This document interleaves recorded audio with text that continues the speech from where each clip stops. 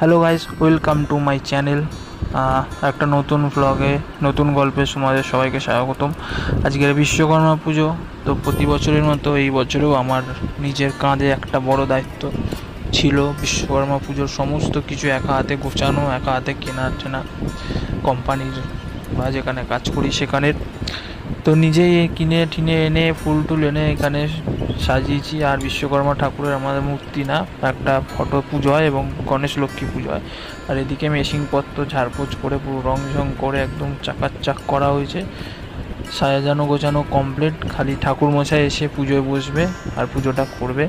সেই সকাল দিয়ে মানে কেনাকাটি করে নিজের হাতে সাজাতে গোছাতে অনেকটাই টাইম চলে গেছে। ঠাকুরমশাই এসে একবার ঘুরে গেছে, সেকেন্ড রাউন্ড এসে একবারে ঠাকুরমশাই বসে পুজোটা করে নেবে।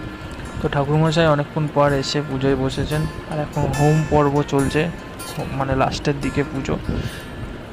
আর দেখো তোমরা এই সাজানোটা কেমন হয়েছে একটু কমেন্ট করে জানিও। আর এরকমই ভিডিও দেখতে চাইলে কমেন্ট করে জানিও। আর এরপরে আবার আমাদের যেতে হবে আমাদের আর কোম্পানির আর একটা কারখানায়, সেটা হচ্ছে লেদার ফ্যাক্টরির ওই দিকে। সেখানে গিয়ে আজকের খাওয়া দাওয়াটা, আর এই কারখানার খাওয়া দাওয়া গতকালই হয়ে গেছে, মানে বিশ্বকর্মা পুজোর আগের দিনই হয়ে গেছিলো। খালি এবারে পুজোটা এই কমপ্লিট হলেই ওই কারখানায় আবার দৌড়াতে হবে। তো ফাইনালি পুজো কমপ্লিট হয়ে গেছে। এদিকে প্রসাদও সবাইকে দেওয়া হয়ে গেছে যতজন ছিল এবং বাইরে যতজন ছিল। এইবারে আমরা বেরোবো লেদার ফ্যাক্টরির উদ্দেশ্যে। তো সেই ভিডিওটা পরে আসছে, এখন এই পর্যন্ত থাক।